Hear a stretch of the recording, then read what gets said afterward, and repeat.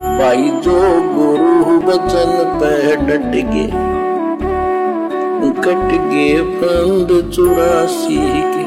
अब ये सारी बातें सुन के फिर धर्मदास जी ने क्या कहा? धर्मदास वचन, विष्णु पूर्ण परमात्मा हम जाना, जिंद निंदा कर हो नादाना। धर्मदास जी बोले विष्णु भगवान पूर्ण परमात्मा है, हमने अच्छी तरीके से जान रखा है।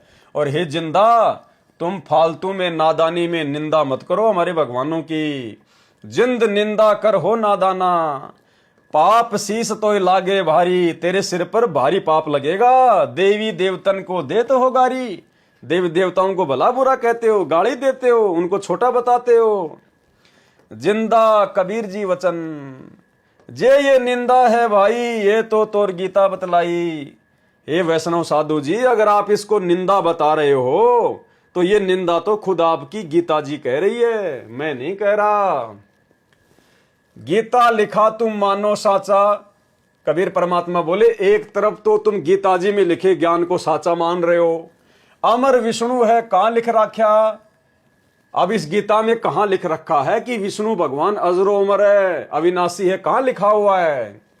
तुम पत्थर को राम बताओ, लड्डवन का भोग लगाओ। तुम इन पत्थरों को भगवान बता रहे हो और इनको लड्डुओं का भोग लगा रहे हो। कबहू लड्डू खाया पत्थर देवा, या काजू किशमिश पिस्ता मेवा? क्या पत्थरों ने कभी लड्डू खाया है, लड्डू का भोग लगाया है? या कभी काजू किशमिश मेवा कभी खाई है पत्थरों ने? पत्थर पूज पत्थर हो गए भाई, आप लोग भी पत्थर पूज पूज के शास्त्र विरुद्ध साधना करके पत्थर जैसी स्थिति में आ गए हो।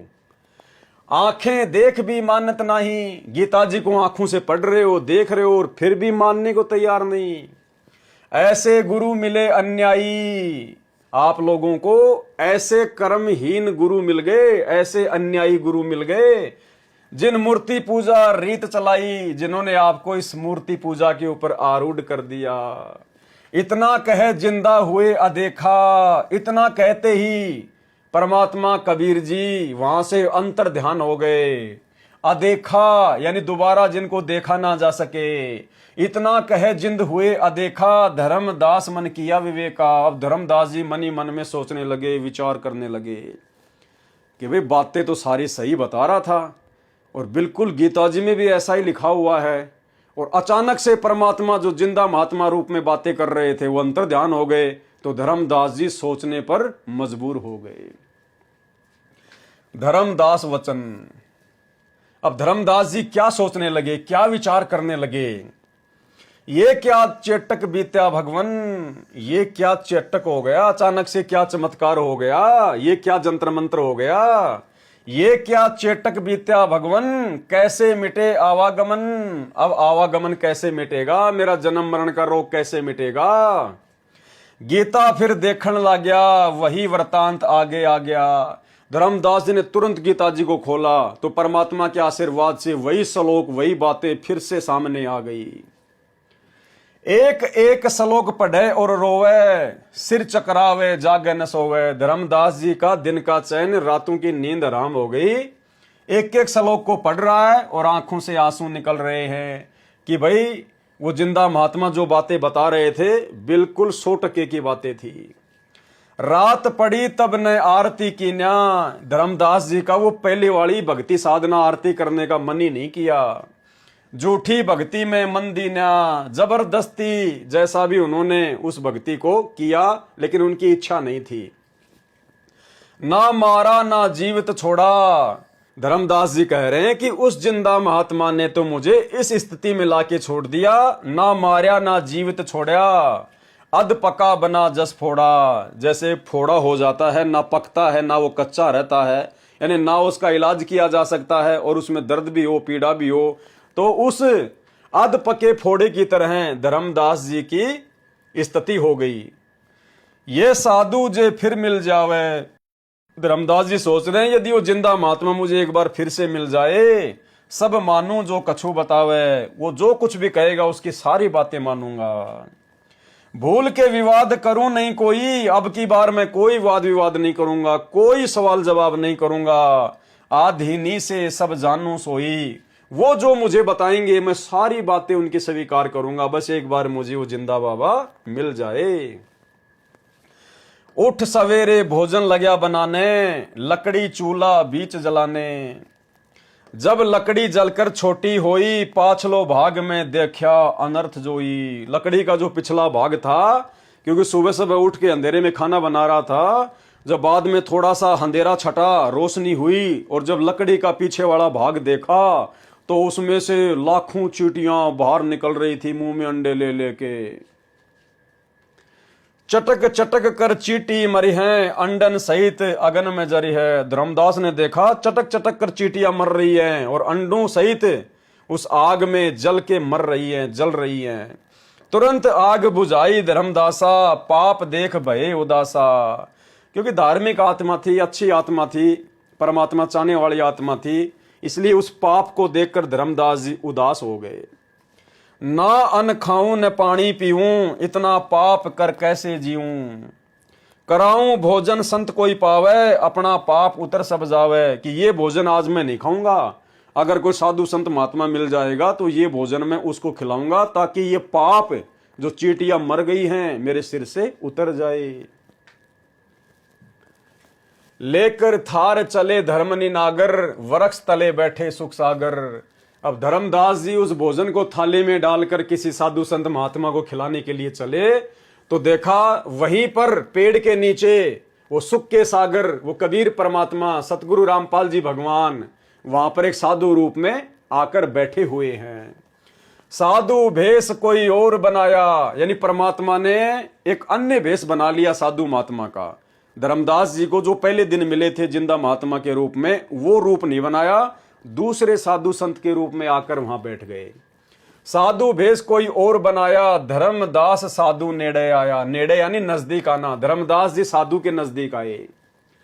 रूप और पहचान न पाया, थाल रखकर अर्ज लगाया। अब धर्मदास जी पहचान नहीं पाए और थाली सामने रखकर उनसे भोजन करने की अर्ज करी, प्रार्थना करी।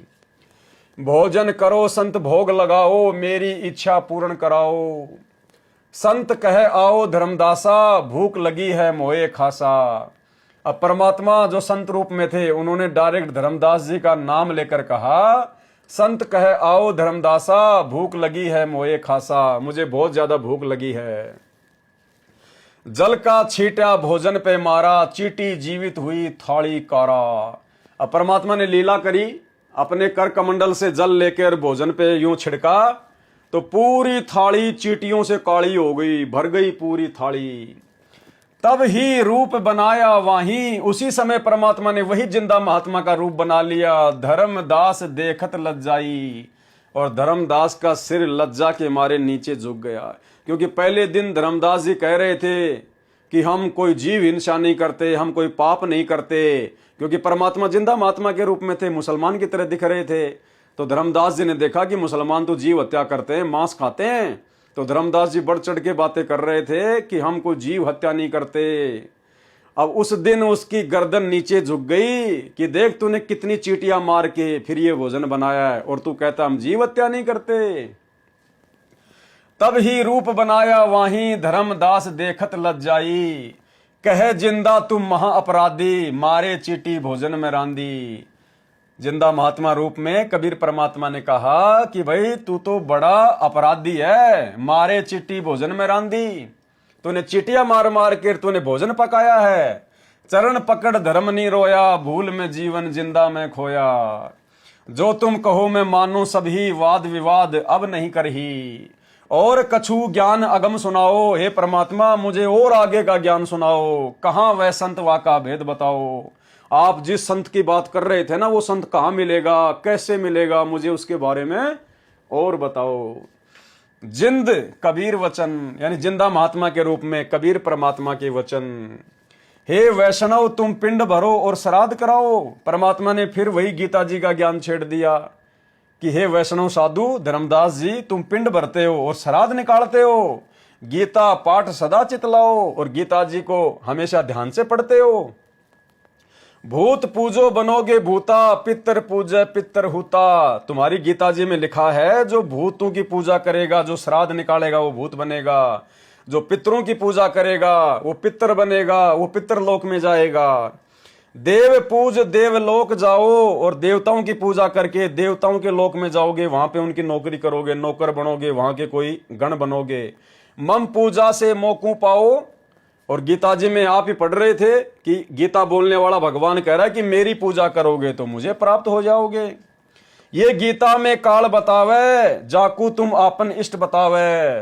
ये धर्मदास जी गीता जी में ये काल कह रहा है कि भूत पूजोगे भूत बनोगे, पितर पूजोगे पितर बनोगे, देव पूजोगे देवताओं के लोक में जाओगे, और मेरी पूजा करोगे तो मुझे पाओगे। ये गीता में काल बतावे, जाकू तुम अपना इष्ट बतावे। ये तुम्हारा गीता ज्ञानदाता कह रहा है, जिसको तुम अपना इष्ट कह रहे थे अपना भगवान बताते हो। गीता अध्याय 9 श्लोक नंबर 25 का सारांश। इष्ट कहे करे नहीं जैसे, जैसा तुम्हारा इष्ट कह रहा है वैसा तुम कर ही नहीं रहे। सेठ जी मुक्ति पाओ कैसे? फिर आप जी गीता पढ़ के कैसे जन्म मरण से मुक्ति पाओगे? जो गुरु बचन पे डट गए, कट गए फंद 84 के, कट गए फंद 84 के, कट गए फंद 84 के।